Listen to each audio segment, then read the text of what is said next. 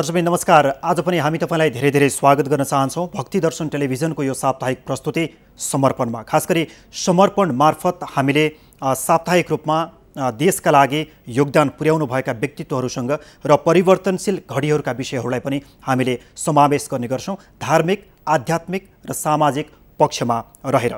र आज पनि हामीसँग यस्तै प्रसङ्ग छ र यस्तै प्रस्तुतिका साथ हामी कुराकानीका लागि उपस्थित भएका छौँ। आजको संवाद पनि हाम्रो महत्त्वपूर्ण नै हुनेछ र खास गरी उपत्यकामा लगभग करिब आजभन्दा 2 वर्ष अगाडि एउटा यस्तो अभियान सुरु भयो जसले एउटा देशकै एउटा नमुना कार्यको रूपमा परिचित भइसकेको छ, उदाहरणीय कार्यको रूपमा परिचित भइसकेको छ। बागमती सफाई अभियान।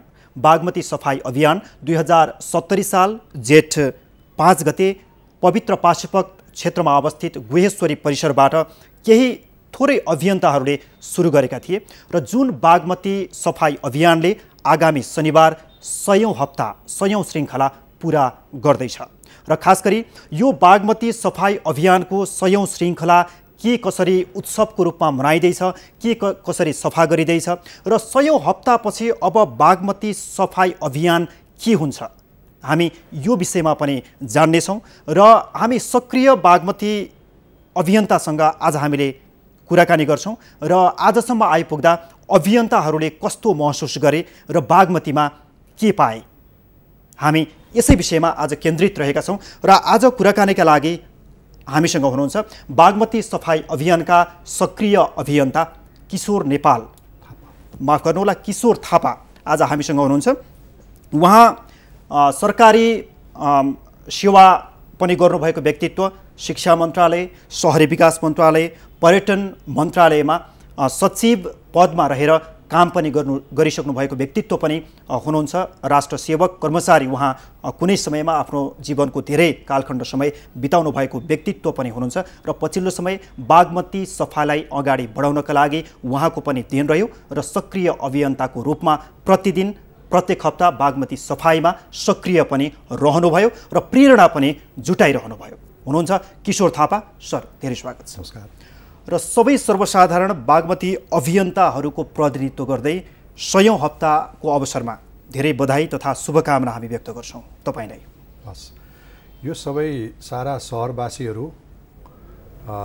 र आम नागरिकहरूको प्रेरणाबाट हामीले यो काम गर्न सफल भएका हौँ र यो त एउटा साङ्केतिक काम मात्रै हो। हामी यो कुनै ठुलो काम गऱ्यौँ जस्तो हामीलाई लाग्दैन। यो राष्ट्र सेवामा हामीले गरेको एउटा सानो काम मात्रै हो।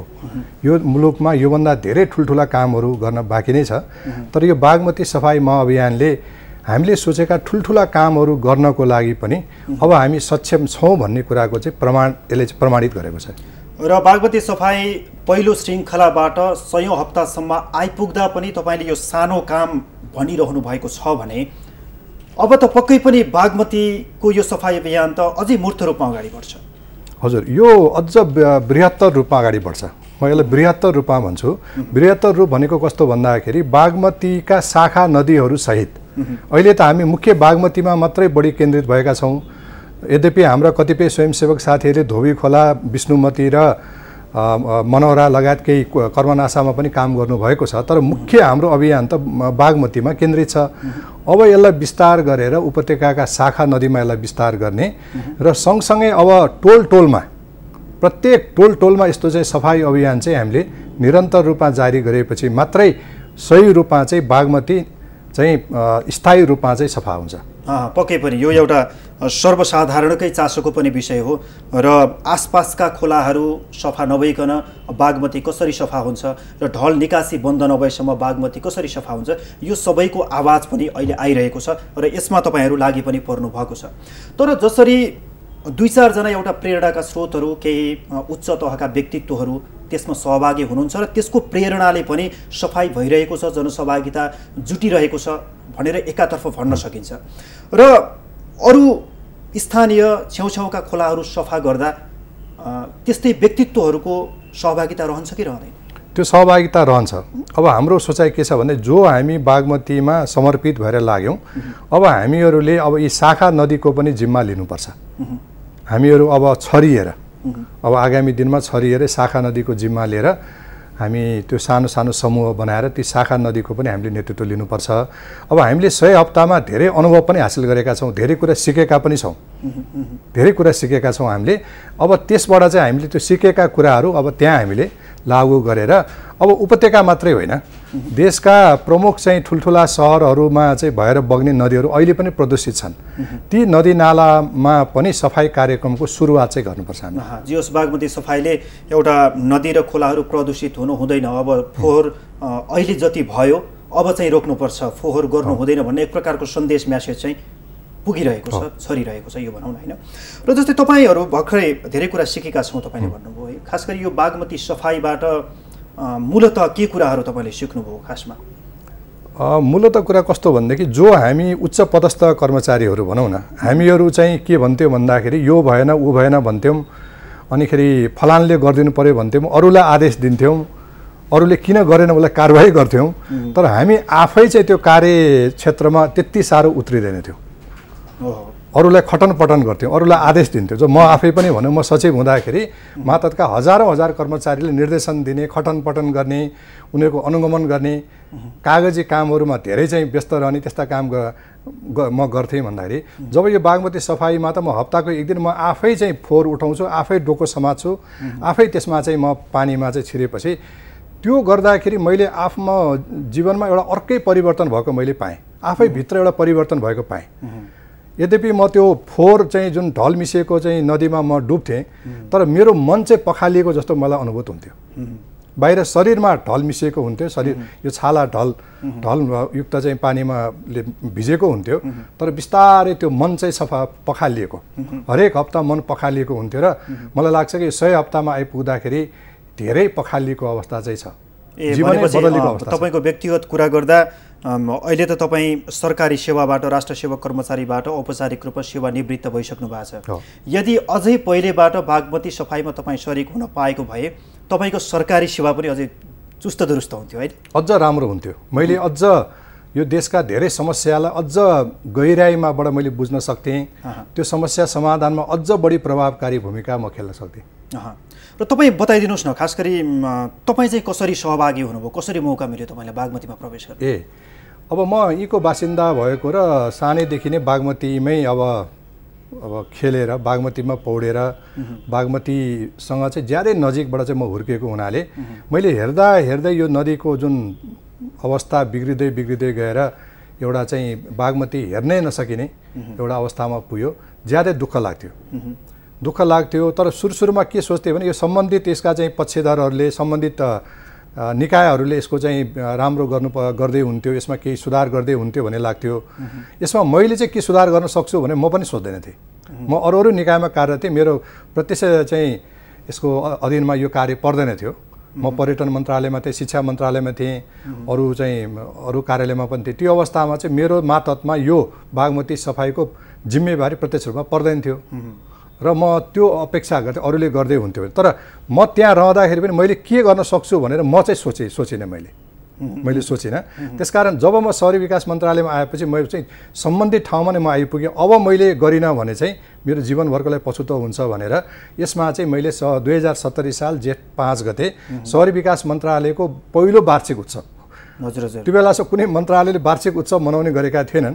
हामीले पहिलो वार्षिक उत्सव चाहिँ कसरी मनाउनु त भन्दा कुनै तारे होटलमा कार्यक्रम गरेर त कुनै गोष्ठी भोज गरेर होइन कि गुजेश्वरीमा गएर बागमती सफा गरेर यो मन्त्रालयको स्थापना भएको पहिलो वर्ष मनाउँ भनेर त्यो प्रस्ताव मैले चाहिँ आदरणीय मुख्य सचिवलाई राखेँ। उहाँले त्यसलाई स्वीकार गर्नुभयो र त्यसमा चाहिँ नागरिक समाज पनि त्यसमा समाहित भएर आएर नागरिक समाज र सरकारको एउटा चाहिँ संयुक्त प्रयासबाट चाहिँ यो महाअभियानको जन्म चाहिँ भयो। र त्यसपछि व्यक्तिको सहभागिता चाहिँ कसरी भयो? अब त्यसपछि चाहिँ हामीले आफ्नो चाहिँ चिनजानका, आफ्नो सम्पर्कमा रहेका साथीभाइहरू, सङ्घ संस्थाहरू उहाँहरूलाई अनुरोध गऱ्यौँ, विशेष गरिकन चाहिँ हाम्रा शैक्षिक संस्थाहरू, विद्यार्थी भाइ बहिनीहरूलाई ल्याउनुपर्छ भनेर हाम्रो प्याप्सन, एनप्याप्सन, हिसान, विभिन्न विश्वविद्यालयहरूलाई चाहिँ हामीले अनुरोध गरेर त्यहाँबाट विद्यार्थीहरूलाई चाहिँ हामीले धेरै हजार विद्यार्थीहरूलाई चाहिँ हामीले ल्यायौँ। त्यसपछि सेना, प्रहरी, सशस्त्र प्रहरीलाई पनि हामीले ल्याएर त्यसपछि चाहिँ एउटा नियमित प्रक्रिया अनि यसको एउटा चाहिँ कार्यक्रमको एउटा चाहिँ हामीले मोडल तयार गऱ्यौँ। यो कार्यक्रमको सुरुवात कसरी गर्ने, काम कसरी गर्ने, कामको बाँडफाँड कसरी गर्ने, यो कुरा चाहिँ हामीले अघिल्ला भनौँ न करिब 25 हप्ताभित्रमा चाहिँ यो धेरै कुरा मिलायो। सुरुका हाम्रो सफाई अभियान चाहिँ पहिले एउटा चाहिँ पुरानै ढर्रामा थियो, एकदम भिडभाड हुने, अब थोरै मान्छेले मात्रै सफा गर्ने, धेरै मान्छेले हेर्ने, त्यसै उठेको फोहोर त्यहाँ हामीले झिकेको फोहोर चाहिँ नगरपालिकाले नउठाउने, पिउने पानी नहुने, पन्जाक दिने मान्छे अनेक अलि अव्यवस्थित सुरुमा थियो भने त्यो सिक्दै मिलाउँदै गएर 25 हप्तापछि चाहिँ यो धेरै एउटा चाहिँ यसको फर्मेट चाहिँ राम्रो भयो र अनि चाहिँ हामीले यसलाई चाहिँ राम्रोसँग यसलाई व्यवस्थित रूपमा अगाडि बढाउन पनि सक्यौँ। र यो सुरु भइरहँदा बिचको समयमा भनौँ या 25औं हप्ताभन्दा पनि अगाडिको समयमा जस्तै विभिन्न सामाजिक सञ्जालहरू र बाहिर सर्वसाधारणहरू र खासै राम्रो फिडब्याक त आएको होइन। यो असम्भव कार्य के गरिरहेका छन्, 2-4 जनाले 2-4वटा प्लास्टिक उठाएर के हुन्छ, बागमती सफा हुन्छ भन्ने यस्ता खालका एउटा जनधारणाहरू पनि आइरहन्थे र यस्तो समयमा पनि तपाईँहरू अगाडि बढ्नुभयो। खास यसको रहस्य के हो? त्यो चाहिँ हामीहरू चाहिँ भित्रैदेखि नै हामी मोटिभेटेड थियौँ। यो काम जसरी हुन्छ गर्नुपर्छ भन्नेमा हामी एकदमै यसमा अब कमिटेड थियौँ हामीहरू है। र हामीलाई थाहा थियो कि यो मुलुकमा कुनै पनि राम्रो काम गर्दा सुरुमा चाहिँ कसैले पनि हामीलाई साथ दिँदैन, धेरै यसको चाहिँ साथ दिने भन्दा साथ नदिनेहरूको सङ्ख्या बढी हुन्छ, धेरैले यसलाई तमासाको रूपमा हेर्छन्, नकारात्मक कुराहरू आउँछ भने हामीले बुझेका थियौँ, किनभने यस्ता काम पहिले पनि अनुभव अलिअलि हासिल भएको थियो। यी सबै आउँछन्, तर यसका बावजुद पनि हामी चाहिँ काम गर्छौँ। हामी दसैँ तिहार भन्दैनौँ, हामी हावाहुरी भन्दैनौँ, जाडो गर्मी भन्दैनौँ, कुनै किसिमको कुनै बहानाबाजी हामी गर्दैनौँ। र अभियन्ताहरूमध्ये कोही बिरामी पर्लान्, कोही विदेश जालान्, कोही अरू घरमा कुनै काम पर्ला, कुनै अभियन्ता नहोला, तर कुनै एउटा अभियन्ता नआएर काम हामी रोक्दैनौँ, अर्कोले त्यसलाई टेकअप गरेर त्यसको नेतृत्व गर्छौँ। र यो जुन बागमती सफाई महाअभियानको जुन बत्ती हो, यो दीप हो, यो दीपलाई चाहिँ हामी तेल थपिरहन्छौँ, यसलाई चाहिँ हामी चाहिँ जलाइ बालिरहन्छौँ र उज्यालो छरिरहन्छौँ भनेर हामी लाग्यौँ र हामी काम गऱ्यौँ। म यहाँलाई निवेदन गरौँ कि म आफैले पनि दसैँको दिनमा, तिहारको दिनमा एकदमै प्रचण्ड गर्मी, प्रचण्ड जाडो, हावाहुरीमा पनि हामीले काम गरेका छौँ। र भगवानको कृपा यस्तो पनि रह्यो कि हाम्रो यो अभियान चाहिँ कुनै पनि किसिमबाट चाहिँ बिथोलिएन र अहिलेसम्मको 100 हप्तामा एकचोटि पानी परेर हामीले हाम्रो कार्यक्रम अलिक छोट्याएका छौँ। काम बन्द गरेनौँ, कार्यक्रम अलिकति छोट्यायौँ, एकचोटि पानी परेको छ। त्यो बाहेक चाहिँ कुनै प्राकृतिक प्रकोपले अथवा प्राकृतिक कारणले पनि हाम्रो चाहिँ अभियानमा कुनै बाधा अवरोध चाहिँ आएन। र जाडोको समयमा पनि हामीले सफाइको त्यो घण्टालाई चाहिँ हामीले घटाएनौँ। हामी घटाएनौँ। जाडोको समयमा हामी चाहिँ 8 बजे जम्मा हुन्थ्यौँ भने गर्मीमा 7 बजे हुन्थ्यौँ। त्यसरी चाहिँ समय र परिस्थिति अनुसार एडजस्ट पनि गर्दै गऱ्यौँ हामीले। एक्ज्याक्ट। दर्शकवृन्द, आजको समर्पणमा आज हामीले किशोर थापासँग हामीले कुराकानी गरिरहेका छौँ र आज हामी खास गरी बागमती सफाई महाअभियानले आगामी शनिबार 100औं श्रृङ्खला मनाउँदैछ। 100औं श्रृङ्खलामा हाते साङ्लो सहित सुन्दरीजलदेखि चोभारसम्म 28 किलोमिटर बागमती दुवै क्षेत्रमा सर्वसाधारणहरू त्यहाँ जम्मा हुनेछन् र यसको प्रसङ्ग हामी यो छोटो विश्रामपछि फेरि ल्याउनेछौँ। हामी आज बागमती सफाईको यो सिलसिला, यो प्रसङ्गमा आज हामी रहेका छौँ।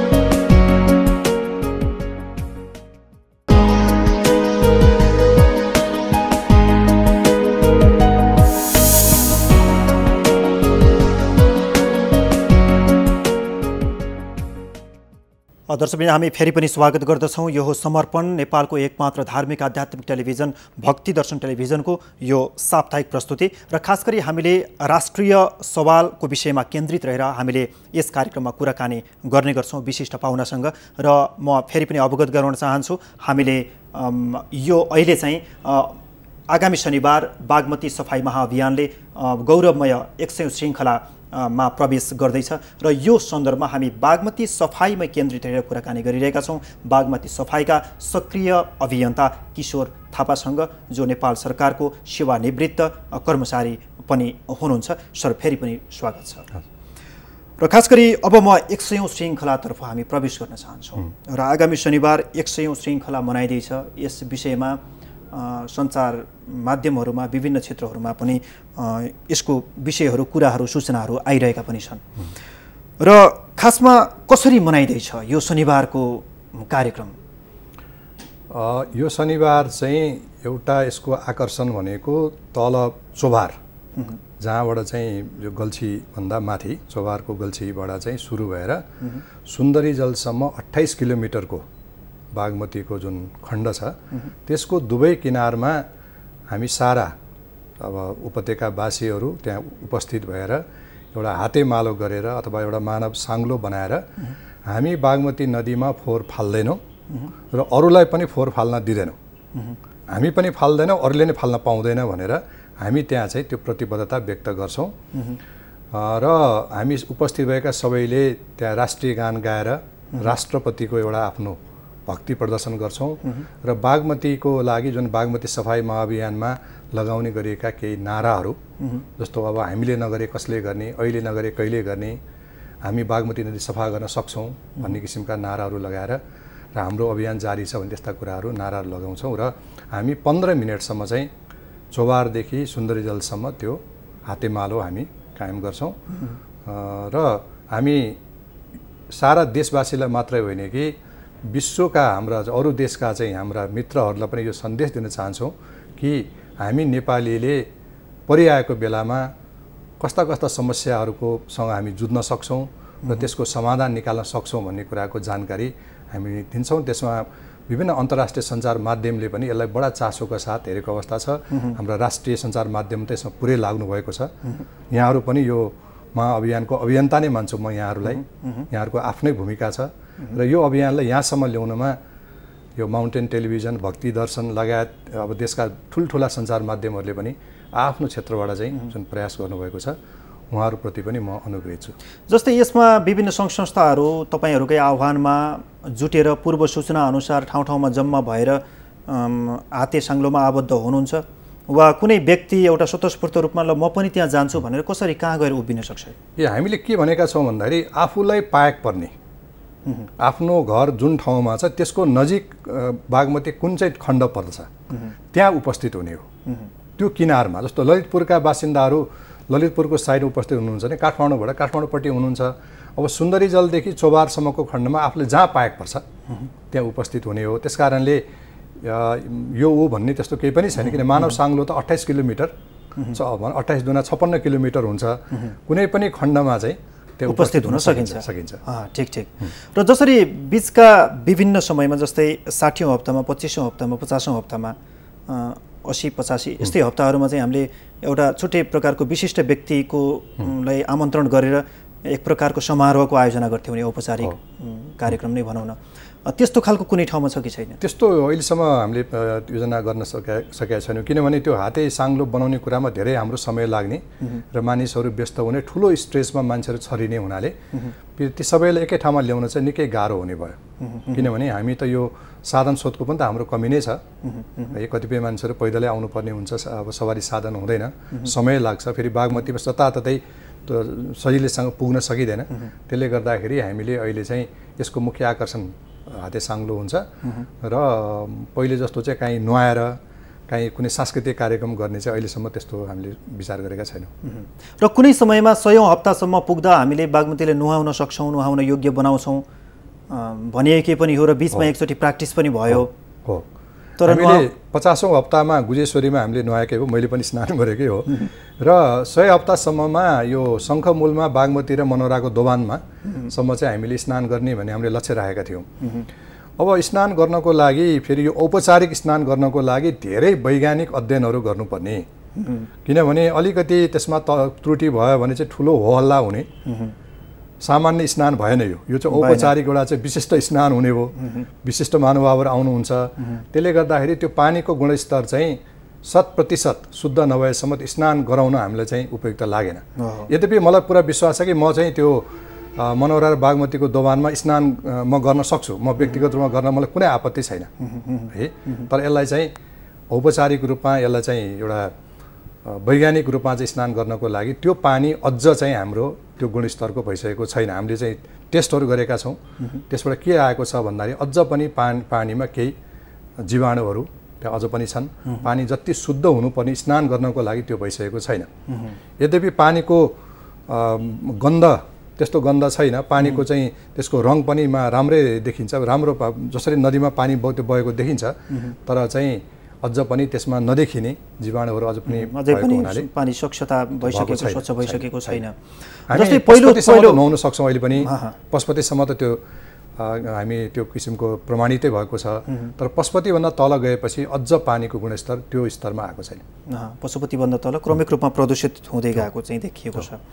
र पहिलो हप्तादेखि 6औं हप्तासम्म तपाईँहरू आइपुग्दा बीचको समयमा अब बागमती कसरी सफा गर्ने, यही तवरबाट अगाडि बढ्ने कि कुनै नयाँ प्रयासबाट अगाडि बढ्ने, त्यो खालका सोचहरू पनि तपाईँको पक्कै पनि भयो होला। र अब 6औं हप्ताभन्दा अगाडिको समयमा यही तरिकाले हामी प्रस्तुत हुन्छौँ। अब हामी कतिपय कुरा यो अभियानका कुराहरू पनि अगाडि त्यसलाई आत्मसात गर्छौँ। यसका राम्रा पक्षहरू, यसका चाहिँ सबल पक्षहरूलाई हामी चाहिँ आत्मसात गर्छौँ र यसको अभियानको स्वरूप चाहिँ बदल्छौँ हामी। स्वरूप बदल्ने भनेको अब हाम्रो आक्रमण भनेको टोलटोलका फोहोरहरूमा हुन्छ। किनभने टोलटोलका फोहोरको थुप्रोहरू चाहिँ सफा नभएसम्म नदी सफा हुँदैन। यो त शाश्वत सत्य हो। अहिले त हामीले चाहिँ नदीमा पुगेको फोहोर मात्रै उठाएका छौँ। नदीमा फोहोर पुग्नबाट त रोक्न अझ सकेका छैनौँ नि। नदीमा चाहिँ मान्छेले फोहोर फाल्नबाट रोकेका छौँ, तर टोलटोलमा चाहिँ फोहोर व्यवस्थापन गर्न त सकेका छैनौँ। त्यस कारणले टोलटोलमा फोहोर व्यवस्थापन गर्नको लागि अझ प्रभावकारी कदमहरू चाल्नुपर्ने छ। त्यो भनेको मतलब घर घरमा चाहिँ फोहोरहरू छुट्याउने प्रविधिहरू, त्यसलाई रिसाइकल गर्ने प्रविधिहरू, जैविक मल बनाउने प्रविधिहरू गरेर मलाई लाग्छ कि 60 देखि 70% फोहोर त त्यही घरमै व्यवस्थापन हुन्छ। बाँकी चाहिँ त्यहाँ गर्न नसकिने कुराहरू कुनै रिसाइकल उसमा जाला र बाँकी थोरै मात्र अंश करिब चाहिँ 10-15% मात्र हामीले ल्यान्डफिल साइटमा लानुपर्ने हुन्छ। त्यसले गर्दाखेरि त्यो काम चाहिँ अब सुरुवात भएका छन् टोलटोलमा, तर त्यसलाई चाहिँ एउटा महाअभियानको रूपमा चाहिँ अझ गर्न सकेको छैन। त्यता लान्छौँ भनेदेखि जस्तै तपाईँ सहरी विकास मन्त्रालयबाट नै तपाईँ सेवानिवृत्त हुनुभयो सचिव, र त्यति बेला बागमती सफाई अभियान पनि जारी थियो होइन। जस्तै सहरको सडकहरूमा जसरी एउटा फोहोर व्यवस्थापन, बच्चाहरूले चक्लेट खान्छ, चाउचाउ खान्छ, या अब अरू थुप्रै फोहोरहरू सडकबाटै उत्पादन भइरहेका हुन्छन् र मान्छेले त्यही फाल्ने एउटा नेपाली सिस्टम अझै संस्कारित हुन सकेका छैन। र यतिसम्म कि सरकारले ठाउँ ठाउँमा फोहोर फाल्ने डस्टबिनको व्यवस्था पनि गरिदिन सकिरहेको अवस्था छैन।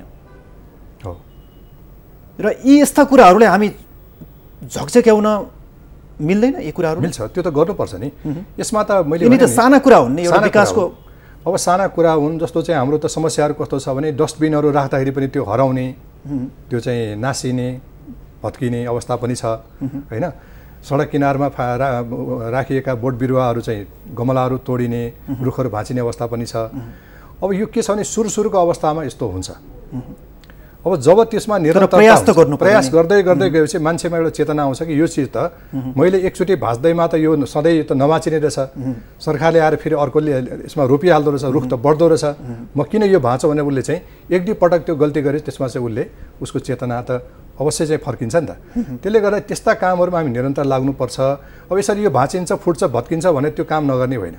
जसरी सार्कमा चाहिँ जुन हामीले यो सहरलाई चिटिक्क बनायौँ, तर त्यसको केही दिनपछि जुन किसिमको यहाँ दृश्यहरू देखियो, मान्छेहरूलाई समातेर राख्नुपर्ने भयो, त्यो चाहिँ त अब क्रमशः त्यो कम हुँदै जान्छ। त्यो सहरवासीहरू चाहिँ अलिकति सभ्य र अलिक चेतनशील हुँदै गएपछि त्यो कमी नै आउँछ। त्यसकारण हाम्रो प्रयास निरन्तर हुनुपर्छ। र यो यदि त्यो व्यवस्थापन भयो भने बागमतीमा प्रदूषण हुने फोहोर मैलाको केही हदसम्म व्यवस्थापन हुन्थ्यो कि मैले त्यो चाहिँ ठोस फोहोरको लागि। र मैले यही तपाईँसँग यो भेट भएको यो समयमा एउटा तपाईँको व्यक्तिगत म जिज्ञासा राख्छु। जस्तै तपाईँ एउटा सरकारी सेवा लामो समयसम्मको गर्नुभयो, अहिले सेवानिवृत्त हुनुभएको एक कर्मचारी, राष्ट्रिय सेवक कर्मचारी तपाईँ। र जसरी यो बागमती सफाइमा यो कुनै संस्था पनि होइन, यहाँ कसैको पदीय दायित्व पनि छैन र औपचारिक रूपमा आर्थिक कारोबार पनि यसभित्र छैन, र तपाईँ जस्तो कर्मचारीहरूले यस तवरबाट काम गर्दा कतिको सहज हुँदो रहेछ? यो सहज त छैन। यो के छ भने सबैलाई अब यसतर्फ उन्मुख गराउन पनि सकिएको छैन। किनभने अब कर्मचारी भन्ने बित्तिकै त्यसमा पारिश्रमिक के हुन्छ, सुविधा के हुन्छ भन्ने खालको प्रवृत्ति कर्मचारीहरूमा त्यो हुन्छ नै छ। त्यस कारणले अब के हामीले चाहिँ अब यसमा हामीले बागमती सफाई अभियानबाट दिन खोजेको सन्देशै के हो भन्दाखेरि मन, वचन र कर्मले यो सेवा गर्ने, यो सेवा हो। यो कुनै व्यापार पनि होइन, व्यवसाय पनि होइन, कुनै राजनीति पनि होइन, यो सेवा हो।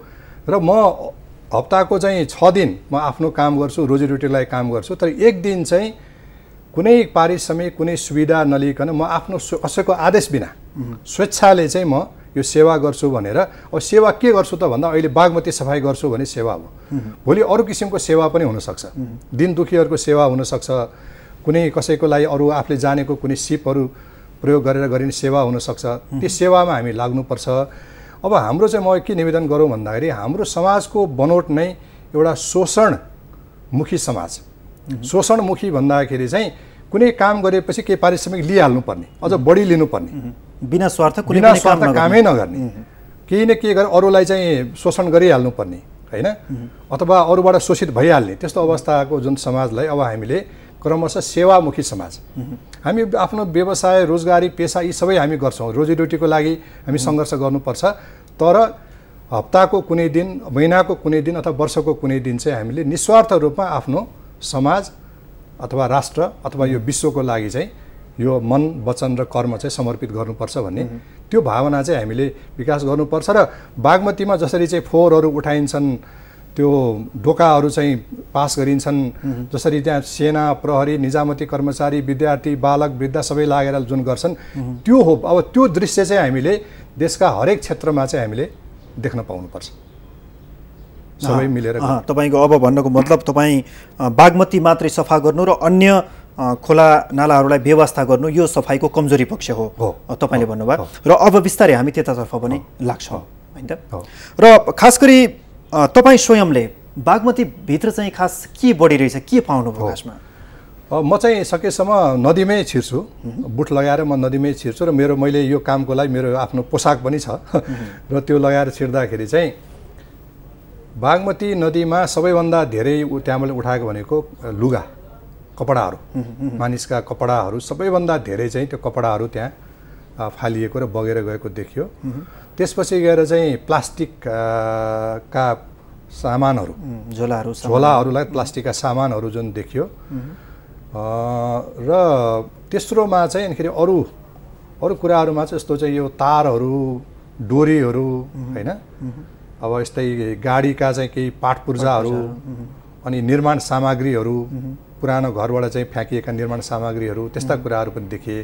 तर मैले अहिलेसम्म उठाउँदाखेरि चाहिँ करिब 70% चाहिँ कपडाहरू नै देखियो, कपडा नै देखियो। त्यो पानीबाट चाहिँ त्यति कपडाहरू नै निकाल्यो।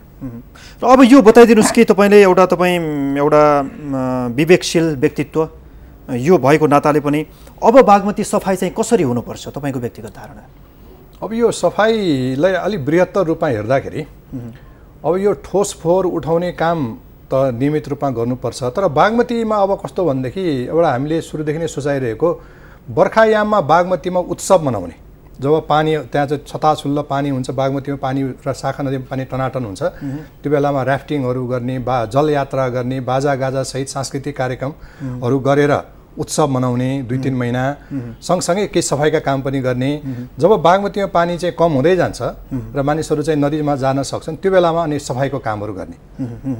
अब त्यसरी चाहिँ यसलाई चाहिँ अलिकति यो सफाइको काम जस्तै त्यो सफाइको काम गर्दा अहिले जस्तो मान्छे भएर हातले चाहिँ फोहोरहरू टिपेर मात्रै सफा हुन्छ वा अरू केही हामीले नयाँ प्रविधिहरूको पनि त्यसमा प्रयोग गर्छौँ? नयाँ प्रविधि भनेको चाहिँ पहिलो कुरा त अब यो सबभन्दा पहिले तरल फोहोर छ नि, ढलहरूलाई व्यवस्थापन गर्ने काम त गर्नै पर्छ, किनभने सफाइको एउटा अभिन्न अङ्ग भनेको ढल व्यवस्थापन हो, जुन अहिले नेपाल सरकारको सम्बन्धित निकायबाट भइरहेको छ।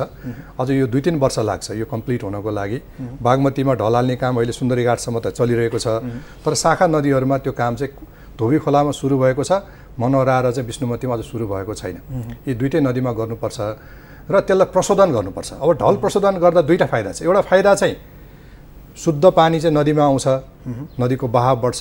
अर्को चाहिँ त्यो ढल प्रशोधन गर्दाखेरि केही मलखादहरू उत्पादन हुन्छ, ग्यासहरू जुन कुकिङ ग्यासहरू उत्पादन हुन्छ, त्यसबाट चाहिँ हाम्रो चाहिँ केही ऊर्जाको आपूर्ति पनि हुन्छ र त्यसबाट चाहिँ अनिखेरि अन्ततोगता चाहिँ नदी सफा पनि हुने र ऊर्जा उत्पादन हुँदाखेरि हामीलाई दोहोरो फाइदा पनि हुन्छ। त्यो काम त सरकारको अब त्यो जनताले गर्ने कुरा भएन, यो चाहिँ स्वयंसेवकले गर्न सक्दैनन्, त्यो सरकारी निकायले अहिले गरिरहेका छन्। त्यो केही वर्षमा त्यो पुरा भएपछि त्यो पनि होला। त्यसकारण अब बागमतीको एउटा चाहिँ साँच्चीकै हामीले सोचेको स्वरूप आउनको लागि चाहिँ अरू 5 वर्ष जतिमा त्यो स्वरूप भने के अरे प्रशस्त पानी बगेको, सफा पानी बगेको, दुवै किनार हराभरा भएको, किनारमा चाहिँ साइकल ट्र्याकहरू, पार्कहरू सहितको चाहिँ र गाडीहरू पनि त्यहाँ गुड्ने, छेउछेउमा गुड्ने र त्यस नदीका किनारका बासिन्दाहरू चाहिँ नदी देखेपछि आनन्दित हुने, युवाहरू, वृद्धहरू, बालबालिकाहरू नदी किनारमा चाहिँ हिँडिरहेका, डुलिरहेका, खेलिरहेका त्यो दृश्य देख्नको लागि चाहिँ अरू 4-5 वर्षमा हामी त्यो दृश्य चाहिँ देख्छौँ। त्यसतर्फ काम चाहिँ भइरहेको छ। भनेपछि अभियन्ताहरू हामी रहेसम्म बागमती परिवर्तन हुँदै जानेछ, सकारात्मक परिवर्तन हुँदै जान्छ। र अन्त्यमा 100औं श्रृङ्खलाको यो परिप्रेक्ष्यमा तपाईँको आफ्नो प्रेरणादायी म्यासेज, सन्देश दिन सक्नुहुन्छ तपाईँ? अब कुनै पनि समस्यामा फलानोले गर्दा यो समस्या उत्पन्न भयो, फलानोले चाहिँ गरिदिनु पर्ने, उसले गरेन, ऊ यस्तो भ्रष्ट हो, ऊ चोर हो, ऊ निकम्मा हो भनेर अरूलाई औँला ठडाउने भन्दा चाहिँ यो समस्या समाधानमा मैले के गरेँ भनेर पनि हामी आफैलाई प्रश्न गरौँ र यो समस्या अहिलेको जुन यो देशको चाहिँ यो विभिन्न क्षेत्रमा जुन समस्याहरू र अप्ठ्याराहरू जुन छन् त्यो पैदा गर्नुमा मेरो पनि केही भूमिका छ, मेरो पनि केही अंश छ यो देशलाई यो अवस्थामा पुर्याउनुमा। त्यो किसिमको चेतना हामीमा जागोस् र त्यो चेतना जागेपछि त्यो समस्या समाधान अब मैले के गर्न सक्छु र म मेरो आफ्नो स्तरबाट म चाहिँ यो गर्छु भनेर हामी लागि परौँ। अरूले सिकाउने होइन, आफै लागि परौँ, आफू चाहिँ रोल मोडेल हौँ र आफू रोल मोडेल भएपछि अनि त्यसबाट अरूलाई प्रेरणा हुन्छ। त्यसकारण मैले पनि यो बागमतीको सेवा गरेर जे जति कामहरू मैले गर्ने सौभाग्य पाएँ, म आफू यसमा ज्यादै खुसी छु र यस्तो सेवा गर्ने मौका धेरै 100 वर्षसम्म 100 वर्षसम्म बाँच्न पाइयोस् र 100 वर्षको उमेरसम्म पनि यो सेवा गर्न पाइयोस् र यो सेवाबाट यो समाज, राष्ट्र, आम जनतालाई के कस्ता राम्रा नराम्रा सन्देश गए त्यो त आम श्रोताहरू, आम दर्शकहरूले, आम नागरिकले मूल्याङ्कन गर्ने विषय हो। हस्, यो महत्त्वपूर्ण संवादको लागि सरलाई धेरै धन्यवाद र जय बागमती भन्न चाहे मैले पनि। जय बागमती। दर्शकवृन्द, आज हामीले बागमती सफाई अभियानको 100औं श्रृङ्खलाको परिप्रेक्ष्यमा बागमती अभियानसँग केन्द्रित रहेर यसका सक्रिय अभियन्ता किशोर थापासँग आज हामीले कुराकानी गऱ्यौँ यो बागमती सफाईको पक्षमा रहेर। र म दर्शकलाई थोरै अवगत पनि गराउन चाहन्छु, आगामी शनिबार बागमती सफाई अभियानले आफ्नो 100औं श्रृङ्खला मनाउँदैछ। उत्सवको रूपमा नै प्रस्तुत हुँदैछन् सबै सर्वसाधारण अभियन्ताहरू र तपाईँ पनि बागमतीमा सहभागी हुनुभएको होला र हुँदै हुनुहुन्छ भने म यो पनि जानकारी गराउँछु।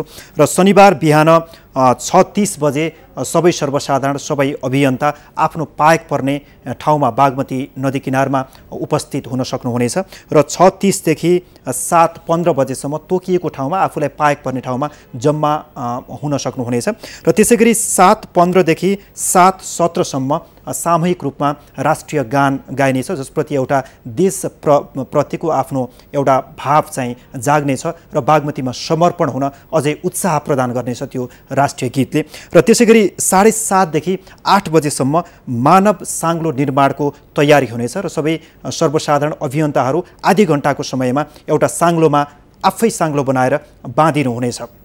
सुन्दरीजलदेखि चोभारसम्मको 28 किलोमिटर दुवै क्षेत्रमा र त्यसै गरी 8:15 बजेदेखि 9 बजेसम्म नदी किनारमा सफाई गरिनेछ। त्यसभन्दा अगाडि 8 बजेदेखि 8:15 बजेसम्म मानव साङ्लोमा आबद्ध हुनेछ। 15-20 मिनट समय चाहिँ मानव साङ्लो रहनेछ। त्यसलाई विभिन्न सञ्चार माध्यमहरूले छायाङ्कन गर्नेछन् र विभिन्न क्षेत्रबाट त्यसको छायाङ्कन हुनेछ र अन्तर्राष्ट्रिय स्तरमै त्यो एउटा म्यासेज पुग्ने पनि अभियन्ताहरूले बताइरहेका छन् र 9 बजे समापन हुनेछ। केही बेर बागमती सफाई गरिनेछ, त्यसपछि समापन हुनेछ। यो हामी सबैको एउटा साझा अभियान, एउटा परिवर्तनको कदम भएकोले तपाईँ दर्शकलाई सुसूचित गराउनको लागि हामीले यो कार्यक्रम समर्पणबाट जानकारी गरायौँ। अर्को हप्ता पुनः अर्का एकजना योद्धासँग राष्ट्रिय विषयमा केन्द्रित रहेर कुराकानीका साथ हामी उपस्थित हुने नै छौँ। नेपालको पहिलो र एकमात्र धार्मिक आध्यात्मिक टेलिभिजन भक्ति दर्शन टेलिभिजन हेर्दै गर्नुहोला। म सुदीप गेवाली पनि बिदा हुन्छु। नमस्कार। भवतु सर्वमङ्गलम।